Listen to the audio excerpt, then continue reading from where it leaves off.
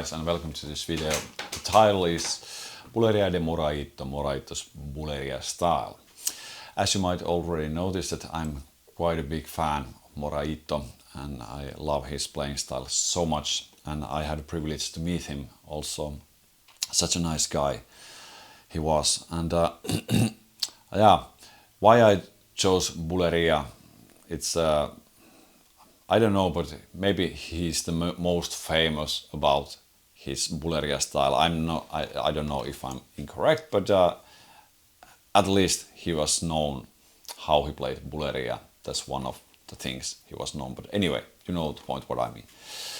And maybe one important thing to mention is also that I can't play like Moraíto. I can't groove like Moraíto.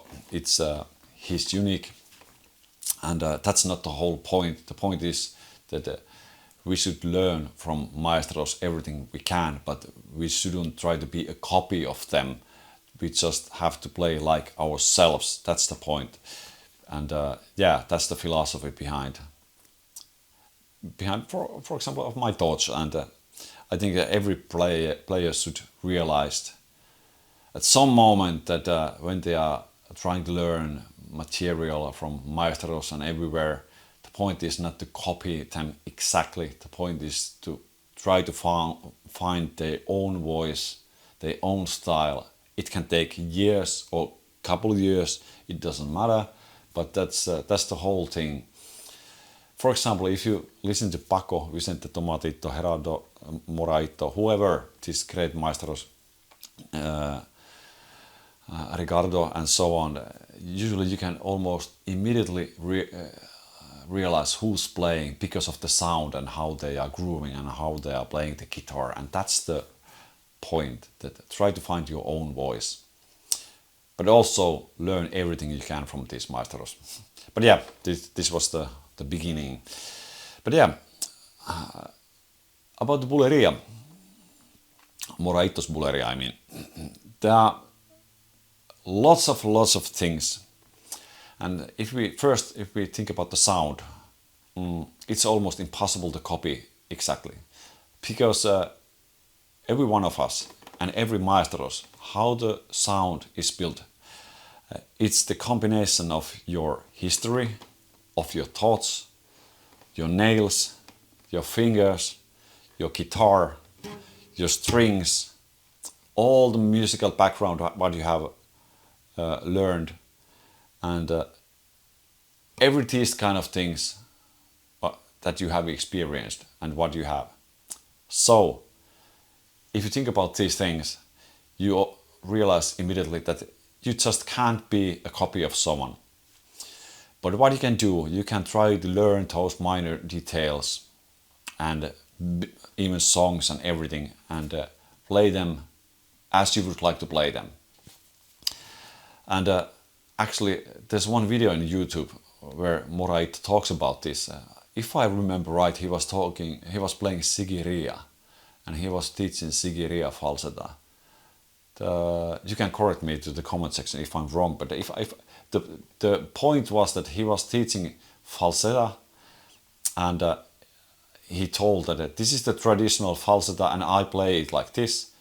Grab it and make it your own. So he encouraged people, the students, to variate and try different things and play those things like themselves. So it was so great thing to say, and it's the philosophy behind the playing flamenco guitar especially, and every kind of instrument, the guitar, I would say. But it's yeah. But anyway, but if we think about the Moraíto, what I've learned and what I've been what I have tried to learn and what I've found. First of all, if we think about the basic rajeo, and you play this. By the way, before I go there, I would like to mention that when you are playing Bulería, don't play too fast. Try to groove with the good tempo, which is, I don't know if it's 200 beats a minute or 210, something like that, but not too fast. And especially when you want to play like Moraíto, he never rushed. So try to enjoy the groove. So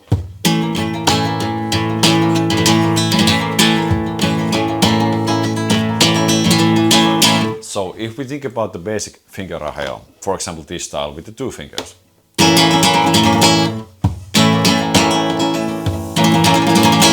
Like this. When you play the ending of the Compás like this. If you want to play it more like Moraíto, you have to use 4 fingers. And when you are playing triplets, you start the first triplet, it's these 2, the middle finger and the index finger. So it's a tra, ta, ta, and then comes other. So it's a, that's the first triplet. And first strikes you do, it's like a flam strike with the snare drum that the drummers do. It's you smash these 2 tra, tra, so. It's, I don't know is it in English flam, but anyway. And then you go down, down, and up, down, down, up, down, down with these 2.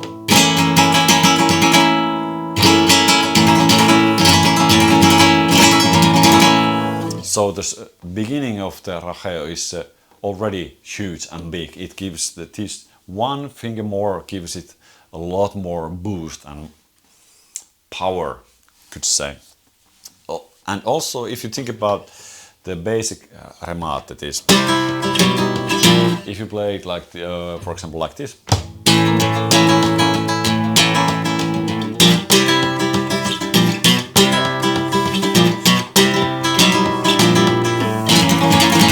Like this. If you play it like Moraíto, for example, there's one great video where Moraíto played it. He started with the arreo. So he had already 2 triplets.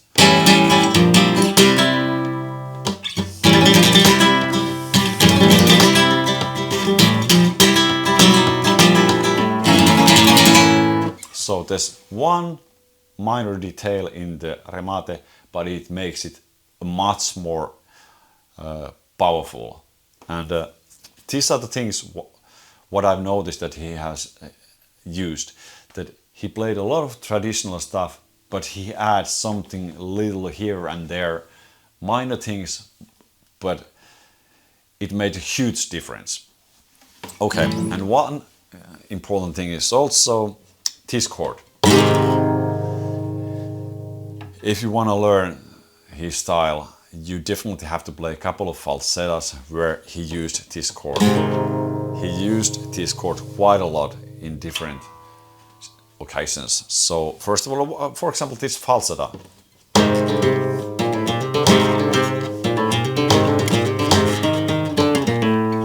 And there's also,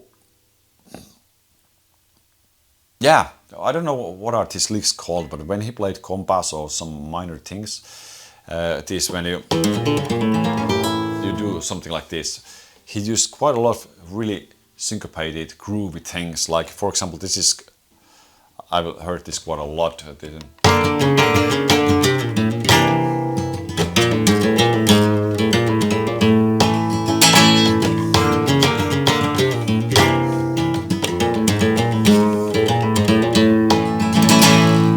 Like this.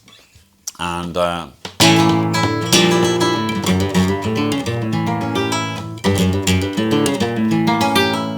this is so trademark of Moraíto. Sorry.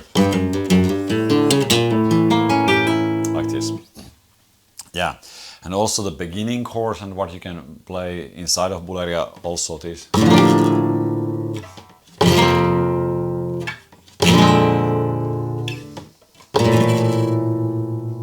This.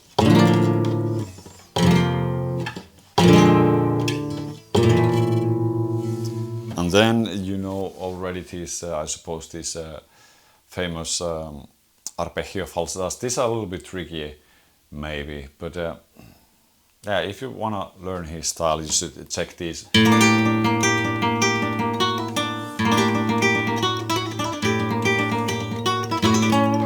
You know, and there's another version, which is this one.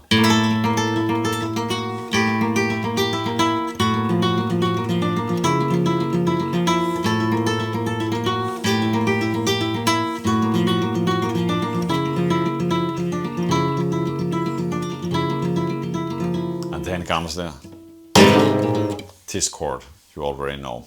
Once again, this chord. And what else? This, do I remember? Yeah, actually I picked up one falsetto he played. It's on YouTube, and it's from television show where he plays solo Bulería with maybe there was 4 or 3 palmeros, and the beginning was this one.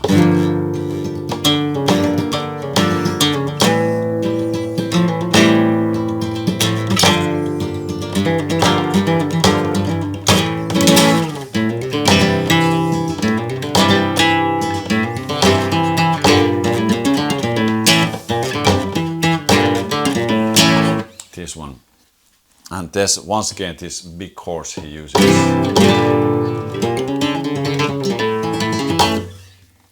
And lots of time. Yeah, this is actually a really maybe important thing, that when you are trying to play Bulería or Moraíto, and if you're studying this Jerez style, this is my opinion, but I would say that it's maybe better that you start with thumb-based falsettas and licks and tricks, because the thumb is maybe the most important finger you play when you are playing Bulería, for example, Jerez style Bulería. And when you are playing with the thumb, you can play a lot of different basic traditional falsettas, and also what you can do these licks with your thumb and everything, and it's maybe a little bit easier to try to learn the groove of Bulería if you are playing with the thumb and rajeos and not with the arpeggio. But there's no one way to do it. Of course you can play arpeggio things also, but in my experience I've noticed that it's a little bit trickier to play groovy Bulería if you can't play well the arpeggio. These are I felt those are trickier, but of course in the end you have to learn them naturally. But if you are not familiar with the groove of Bulería, I would start with the thumb-based things, and this like for example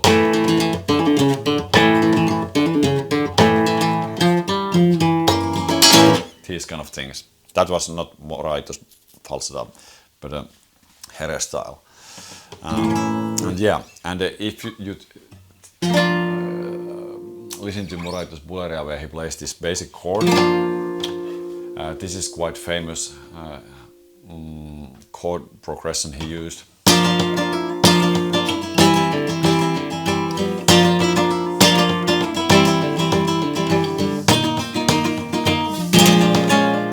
And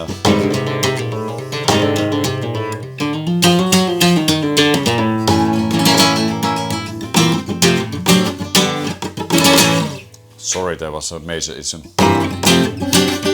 here. Yeah, and once again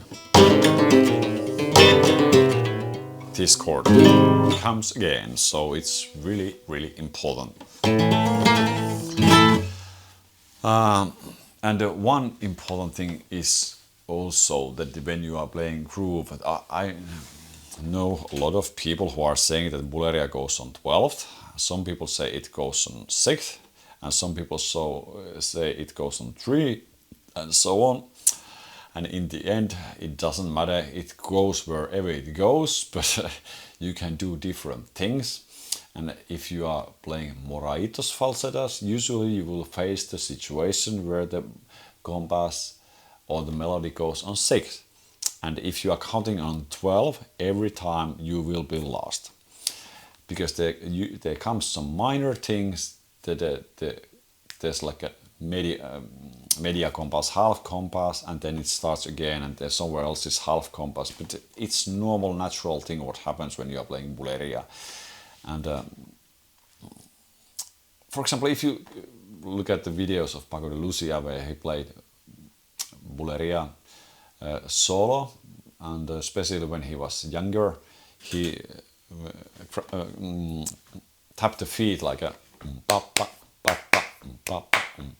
1, 2, 3, 1, 2, 3, 1, 2, 3. I don't know if he counted like this, but you can easily count it that it goes on 3. So wherever it goes, 3, 6, 12, you should realize, and it can change sometimes. The basic line is maybe more or less 6 or 12, but when you are playing falsettas and Moraíto, there will be places where you go only on 6 and that kind of stuff. So be aware of that. Yeah. What else there are? This